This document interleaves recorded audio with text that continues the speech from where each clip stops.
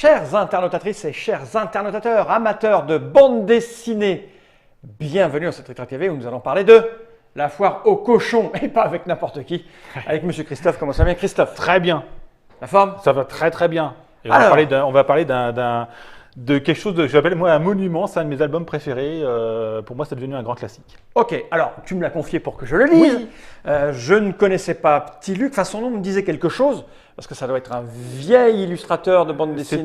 C'est l'auteur, entre autres, Les Rats. T'avais pas lu ça parce que c'est très déjanté aussi. Je me souviens pas. C'est En fait, c'est l'époque où j'ai arrêté de lire de la BD parce que ce qui est drôle, c'est qu'il coûte 79 francs. Oui. Donc c'est un vieil album que tu m'as confié là. Voilà. J'ai vu, il date de 1999. Ouais. Et c'est important dans ce que je vais dire sur ce jeu. Oh, Le mauvais réflexe. Sur cette bande dessinée. Alors, Lapsus. Petit Luc, il a donc fait La foire aux cochons. Ouais. L'art d'accommoder les restes. Alors c'est l'école des savanes. C'est pour ça qu'il me disait quelque chose. Je lisais l'école des savanes, mais dans les années 80-90.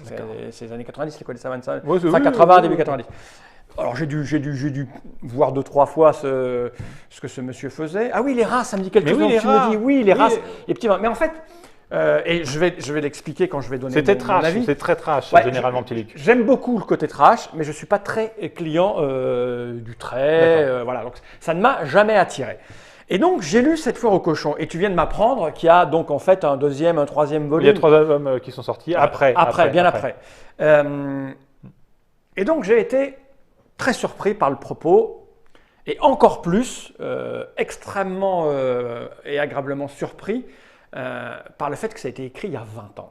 Voilà. Alors, je vais vous pitcher un petit peu le truc. Hein. Tu me diras si je me trompe. Hein. Alors, Petit Luc, il vient d'où ce gars? Parce qu'en fait, c'est un livre d'histoire. En gros. C'est l'histoire. Je ne sais pas d'où vient ce monsieur, mais il a fait quoi comme étude? Oh, je sais pas. On ne sait pas. Non. Enfin, moi, je l'ai toujours connu comme auteur de BD. Quoi. Ouais. C'est un livre d'histoire et un livre politique. Tu me diras si je me trompe. Non, tout à fait. C'est ce que j'ai C'est pour ça que je te l'ai fait lire. C'est un livre politique qui fait froid dans le dos finalement, 20 ans après. Ouais. Et je pense que c'est de là que vient sa force. C'est-à-dire que ce monsieur a fait des constats historiques, donc il a avalé l'histoire. Alors, quand je parle de l'histoire, 20e. Ça commence avec Napoléon quand même. Oui, il y a une partie du 9e et voilà, 20e. Le propos, c'est que les gens se réincarnent quand ils sont morts, et pas en n'importe quoi, et pas pour n'importe quelle raison. En fait, c'est une réincarnation au purgatoire, on va dire. Oui, c'est ça. Ouais, des gens qui n'ont ni accès au paradis ni à l'enfer, ils sont au purgatoire, donc ils attendent probablement d'avoir soit une mauvaise... que leur aura s'améliore. On espère que leur aura s'améliore, ou qui se dégrade, et dans ces cas-là, ils vont probablement en faire, on ne sait pas. Mais en tout cas, là, ils sont dans l'espoir de l'amélioration de leur aura pour aller potentiellement au paradis. Et ils se réincarnent en quoi? En cochon. D'où la foire aux cochons. Donc, vous allez avoir naissant, mourant et renaissant, et remourant et renaissant, pour certains pendant des années. C'est le cas de Napoléon, qui est probablement le plus ancien à l'intérieur. Oui. Donc ce sont des dictateurs, ce sont des tueurs en série, ce sont des gens... Alors c'est là où c'est très rigolo, c'est là où c'est politiquement très intéressant, c'est qu'on commence avec Napoléon. Alors tout le monde connaît Napoléon, partout. Alors, Napoléon, c'est des trucs bien, mais c'est des trucs pas bien du tout non plus. Donc c'est cette ambivalence des personnages et de leurs décisions. Puis ils vont arriver des vrais méchants.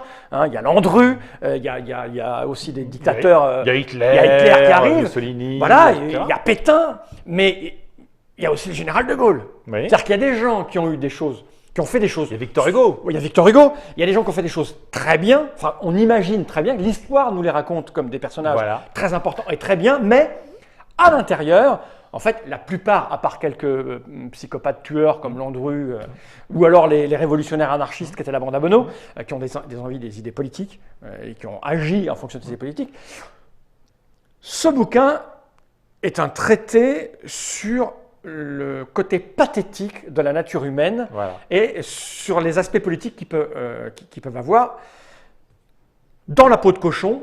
C'est ça qui est étonnant, surveillés par des vaches qui détiennent la sagesse et qu'il ne faut que constater. Donc, je ne suis pas du tout attiré par le trait, ça ne me parle pas, il n'y a pas vraiment d'histoire, mais le propos est juste hallucinant parce qu'il met en perspective la vision qu'on peut avoir de l'humanité. Chacun est persuadé d'avoir fait de bonnes choses, même Adolf Hitler. L'histoire qui est écrite par les vainqueurs, ou par les gens qui considèrent que ce personnage sont des héros, etc., pour les personnages politiques, hein, évidemment. Et puis en même temps, là, c'est la vision de Petit Luc, qui limite est presque anarchique. Mais je sais pas si... son point de vue... Je ne sais pas si c'est vraiment anarchique, parce qu'il développe un discours. En fait, il nous expose des faits et des points de vue. Alors, on a la vision de l'histoire qu'on connaît, même si on ne la connaît pas. Je ne suis pas un féru d'histoire du tout. Mais vu les échanges, parce que les cochons parlent entre eux, puis ils sont agacés parce qu'ils meurent, parce que forcément, ils sont destinés à être, pour le mieux, mangés. Pour le pire, c'est le cas de Victor Hugo, à la reproduction, parce que le mec était un queutard, il faut le savoir. C'est ça. Donc, et c'est pour ça qu'il y est. Voilà, parce qu'il avait un ego surdimensionné, parce que c'était un queutard fini. Et alors, ce qui est absolument génial dans ce bouquin, c'est que ça commence donc avant l'ère industrielle. Les cochons sont dans une ferme. Voilà. Premier constat qu'on voit, c'est des vaches qui sont la sagesse ultime, qui analysent ce qui se passe, la naissance du chemin de fer. Donc, et les vaches sont là, se disent « Ouh là là, mais c'est quoi cette technologie ?» Il y en a une qui est toujours pessimiste, il y en a une qui est optimiste et une pessimiste. Donc, elles discutent. Puis il y en a une qui dit « Oh là, ça va mal finir toute cette technologie. » Forcément, les petits porcs qui sont là, comme Napoléon, font « Oh, si j'avais eu un truc comme ça pour gagner ma guerre, le front de l'Est, j'aurais défoncé la gueule. » Donc, il y a une analyse de ce qui est en train de se passer. Et comme ils meurent et ils naissent, eh bien, on voit l'évolution de l'industrie, de la nature humaine, puisqu'on arrive à la guerre de 14, puis après la reconstruction, puis la guerre de 35, la reconstruction avec le De Gaulle. Et avec ces épisodes à répétition, et c'est là où je trouve que c'est absolument complètement dingue, c'est qu'au moment où Petit Luc pose ce propos, en 1999, donc ça fait à peu près 20 ans, on constate. Donc, il constate tout ce qui s'est passé. Et j'imagine qu'au moment où le livre est tombé, tu fais, bah ouais, il fait que constater l'histoire. Et à l'intérieur, il y a comme pas une prémonition, mais il dit, voilà, regardez ce qui se passe. Et voilà ce qui va arriver à un moment donné ou à un autre. Et ce qui est fou et complètement dingue, c'est que 20 ans plus tard, on a répété, encore une fois, les erreurs qui ont été commises par nos pères. Et ce qui est fou, c'est que lui, à un moment donné, il pose comme ça son regard. On se dit, mais non, on n'est pas con, on ne va pas recommencer. Et 20 ans plus tard, j'en veux pour preuve qu'à un moment donné, donc il passe la crise de 29, où il y a tous les gens, les banquiers se suicidaient, et il y a une explication, ils discutent entre eux. Les banquiers font, nous on n'a rien fait de mal, enfin on est au paradis, tout ça.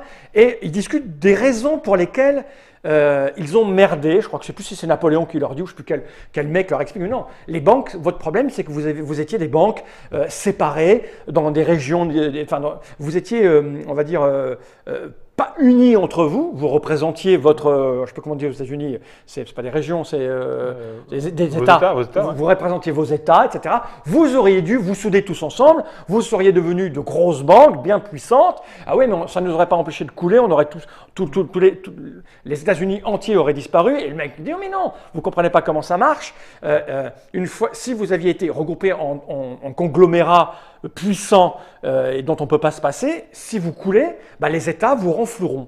Le mec écrit ça en 99, puisqu'il a dû l'écrire en 98, le publie en 99.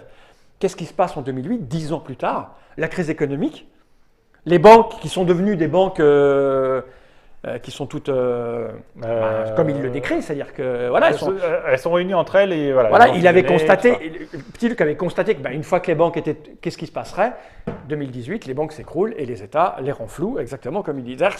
Et puis même les guerres. Ça parle de l'avancée technologique, les conséquences que l'avancée technologique associée au capitalisme veut, parce que c'est ça, c'est que la technologie, le modernisme, c'est quelque chose de très positif. Exactement. Mais quand c'est récupéré par le business, c'est là, on parle de farine animale, quand on cherche la rentabilité à tout prix à chaque fois. Mais c'est ça qui est formidable. Et ça montre la folie de l'homme quelque part. Ce qui est vraiment très très fort dans cette bande dessinée, c'est que au niveau de la narration, parce que c'est un débat politique, les cochons parlent entre eux, ils s'accusent, on voit toute l'évolution de notre époque moderne par le traitement des cochons. C'est ça. C'est-à-dire qu'ils sont là, ils sont élevés en plein air et au fur et à mesure, ça construit autour. Parce que comme c'est une description sur une centaine d'années ou 150 ans, en une centaine d'années, eh bien, on voit que l'endroit où ils sont va évoluer, autour ça évolue, les usines arrivent, on voit une voiture qui passe et des propriétaires ou des directeurs d'usines qui donnent leur point de vue, qui basculent un coup pendant la guerre de 40 pour les nazis, contre les nazis, enfin bref, on voit tout ça et on voit, ça commence, ils sont dans la nature et ils finissent insémination artificielle, clonage. Voilà.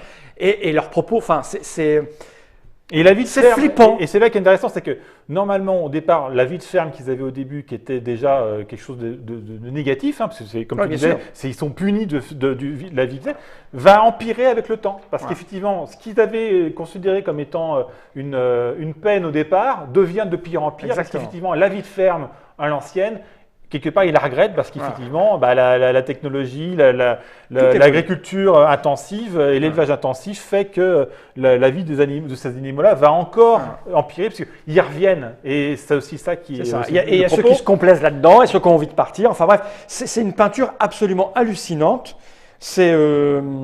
Ça fait froid dans le dos en fait. Ouais, alors c'est un album très cynique, faut bien le dire. C'est terrible, c'est un constat terrible. Je veux dire, tu te dis à quoi bon? Et surtout que la conclusion de tout ça, en fait, il y en a un qui la donne, à un moment donné, il dit le seul moyen de s'en sortir, c'est, je ne sais plus comment il l'appelle, mais c'est la dictature bienveillante. Voilà. En gros, la solution qui sur le papier fonctionne, mais qui en réalité ne fonctionnera absolument jamais, c'est la dictature bienveillante. C'est-à-dire que tu prends un certain nombre de personnes douées d'intelligence et de raisonnement et qui ont pour objectif, en vrai objectif, c'est-à-dire qu'on part du principe que c'est de la théorie pure. Évidemment, on fait fi de tout ce que peut être la nature humaine, en vérité. Donc la dictature bienveillante, c'est un comité de sages, je sais pas, 50, 100, 200, 300 sages, intelligents, qui n'ont qu'une envie, c'est le bien-être de l'humanité et qui prendraient toutes les décisions, sans aucune contestation possible. Ça, c'est la dictature bienveillante. C'est ce que font tous ces dictateurs en disant, voilà, ça réglerait tout, sauf qu'on sait que ce n'est juste pas possible. D'abord, parce qu'il y a le mot dictature et que personne ne veut de la dictature. Et que qu'ensuite, la nature humaine fait que ça ne marche pas, parce qu'il y a toujours quelqu'un qui vient et qui fout la merde. Bref, c'est une excellente leçon de politique, d'histoire. C'est une vision un peu particulière. La question qui se pose, c'est est-ce que pour être sensible à ça, il ne faut déjà pas avoir une vision aussi cynique? Je ne sais pas ce que ça a donné quand le bouquin est sorti, quelle est la perception du public, mais moi j'accroche parce que ça ne fait que me mettre en évidence ce à quoi je pense. C'est pour ça que je t'ai fait lire. Évidemment. Voilà. Après, c'est très rigolo. Enfin, les naissances. Enfin, il y a... Et puis Hitler, parce que bon, Hitler, c'est pas que finir en cochon, lui. C'est que voilà, il y a aussi un petit plaisir de voir comment est-ce que Hitler chaque fois se retrouve là-dessus. Et il y a des petits côtés défouloirs de l'auteur qui sont assez plaisantes. Et effectivement, il y a tout ce propos autour qui est une sorte de vision assez pessimiste, en tout cas extrêmement dure de l'espèce humaine, quoi. Bien sûr, de la nature humaine, Et c'est pas pour rien qu'ils sont tous réincarnés en cochons et qu'on y voit des gens bien, qu'on considère comme bien, parce qui irait penser que le général de Gaulle finirait. Mais en fait, je pense que petit Luc a l'air d'être antimilitariste parce que les militaires en prennent plein leur gueule, quels qu'ils soient, ils en prennent plein leur gueule. Parce qu'ils ont tous leurs raisons, mais leurs raisons, au bout d'un moment, elles partent tout en couille. Donc, il est un peu punk, petit Luc. Et c'est justement aussi une des rares bandes dessinées que je considère réellement politique. Parce c'est politique, ce n'est que ça. Il y a un vrai propos et il n'y en a pas tant que ça. Et historiquement, c'est extrêmement bien renseigné. Enfin, tu veux dire, le peu de l'histoire que je connais, que j'ai avalé en regardant des documentaires, etc., ou en discutant ici avec les joueurs de Wargame qui viennent nous présenter, nous parler de l'histoire de l'Europe et du monde à travers les guerres, on le retrouve là-dedans. C'est extrêmement bien documenté, c'est vraiment très très fort. Mais ça, est-ce que ça se trouve encore? Bien sûr. Parce que là, moi, j'ai 79 francs. Oui, mais parce que là, tu as mon exemplaire à moi, que j'ai acheté à l'époque quand il est sorti. Parce que tu me dis qu'il y a des nouveaux, mais tu m'as dit que c'était moins bien. Alors justement, après, il y a un tome 2 et un tome 3 qui existent, mais justement, moi, je suis un peu moins fan. Parce qu'effectivement, je trouve qu'après, il continue son propos, mais j'aime tellement le côté synthèse du premier, puisqu'il y a une boucle qui tourne, ça se termine, qu'après, pour moi, on reprend des mêmes personnages, on continue des propos, etc. Il y a des nouveaux dialogues, des nouveaux personnages qui apparaissent, mais justement, Je suis justement, moi, je suis quand même moins fan. T'es moins fan. Je suis moins fan parce que pour moi, le premier était vraiment en plus un concept. Hein. Oui, Le fait d'imaginer que les personnages historiques ou, voilà, les personnages qui ont fait l'histoire se retrouvent réincarnés en cochon et jusqu'à ce que leur ego redevienne normal. Je trouvais ça génial et en plus effectivement pour moi voilà, la première histoire, on ne va pas dire comment ça se finit, mais en tout cas, la première histoire bouclait le propos. Voilà, pour moi, elle bouclait le propos et tout était dit. Après, pour moi, ça reste de la rallonge. Mais effectivement, le tome 1 est toujours existant. Maintenant, ça se trouve chez Glénat, hein, puisque l'Écho des Savanes a été racheté par Glénat. Mais c'est toujours disponible dans le commerce. Donc il y a le 2 qui est sorti il y a quelques temps. Et le 3 arrive, là, ça non, le 3 est sorti aussi il y a un petit... non, c'est absolument pas d'actualité. Tu voulais juste me faire lire une BD. Pour moi, c'était faire lire ça, parce que pour moi, voilà, ça fait partie des... Ça fait partie du fond. Ouais, ça fait partie du qu'il faut avoir lu. Il faut lire ça parce que c'est surprenant. J'avoue que j'ai eu du mal à rentrer au départ. Enfin, du mal. Non, dès que j'ai eu les vaches, les vaches philosophes. Quand tu commences à lire le dialogue, tu rentres dedans et. C'est assez verbeux, hein, quand même. Oui, bah oui. Voilà, mais. De toute façon, il y a une philosophie. Hein. Petit Luc est tous ces livres de Petit Luc, quand il fait les rats, etc., ça part toujours de la nature. Et puis, il a un propos qui est très discret, qui est résumé ici, en fait, auquel j'adhère moi aussi parfaitement quand on m'explique. C'est sauver la planète, tout ça, en fait, c'est des conneries, sauver la planète. Ce qu'on veut sauver, c'est l'être humain, c'est pas la planète, parce que la planète, elle s'en sortira toujours. Donc il y a ce petit détail-là où c'est Napoléon, je crois, qui regarde les faire pousser après un combat, il regarde les faire pousser, donc il le dit là, il le résume. Hein. Si les hommes font vraiment tout péter, il n'y aura plus d'avenir pour les cochons, tout est lié, c'est bien connu, plus d'humains, plus de boudins. Finalement, elle n'en a rien à foutre, la planète, parce que la planète, elle s'en sort toujours quoi qu'il arrive. Le côté optimiste, c'est ça, c'est que la Terre était un gaz, c'était... un endroit pas vraiment fertile pour la vie, mais elle était là, hein, donc la planète s'en fout. Donc c'est assez étonnant, effectivement, c'est à lire. Voilà. Mais pas les autres, donc. Les autres, on peut s'en passer. Franchement, honnêtement, voilà. Pour moi, le premier, ça, il faut le faire. Alors, c'est pas 79 francs, ça doit être 79 euros. Non, c'est une quinzaine d'euros. Ah bah, c'est pas cher, en fait. Bah non. Non, c'est pas cher. C'est-à-dire c'est la même équivalence que les francs. Oui, c'est ça. Donc ça n'a pas augmenté les prix de BD Attends, parce que souvent on dit que tout a augmenté. C'est à 12,75 € sur le site éditeur. Bah, c'est le même prix qu'en francs de l'époque parce que c'était, il fallait compter 15 € pour faire 100 francs. Ça doit être ça. Ça doit être ça. Mais c'était il y a 20 ans. C'était il y a 20 ans. Voilà, merci de m'avoir fait découvrir ça, La Foire aux cochons, qui a un propos assez intelligent, prenant, fin, subtil, avec des dessins bien gras, bien provoques, bien dégueulasses. Ah bah Petit Luc. Hein, parce que c'est un peu crade, c'est un peu trash. Voilà. Mais c'est très plaisant. Petit Luc est un personnage qui est très original à rencontrer. Les dédicaces, c'est le seul auteur que j'ai vu dédicacer en roulant, parce qu'il adore arracher les papiers, te foutre l'album en l'air. Je l'ai vu faire... il prend l'album, il va dans la rue, il roule avec sa moto dessus, et après il fait un rat écrasé sur les traces de ce garçon de la roue. Est très bon, il a quel âge? 45, 50 ans? Oh non, un peu plus maintenant. Il doit approcher la soixantaine, je pense. 60 ans, bah voilà, forcément. Bah oui, parce que là, il avait déjà la quarantaine. Oui. Ok, mais merci Christophe de m'avoir fait découvrir ça. À vous de le lire ou pas. Voilà, mais bon, c'est les si gens vous aiment courir après les nouveautés, mais bon. Mais si vous aimez aussi lire, voilà, retrouver des classiques que vous connaissez pas, et si vous aimez l'esprit un peu, un peu trash, un peu une vision de l'histoire qui dépasse les livres où tout le monde est beau, tout le monde est gentil, faut et surtout un propos étonnant, c'est ça vraiment qui m'a troué le cul avec cette BD, c'est que ça a été écrit il y a 20 ans, et ce qu'il disait ou prédisait, c'est reproduit depuis. Voilà. Donc voilà, les chapitres suivants, ils ont été écrits par nos gouvernants et le monde dans lequel nous vivons. Merci Christophe, à bientôt pour de nouvelles aventures. Et maintenant on regarde cette caméra droit dans l'objectif et le dire General.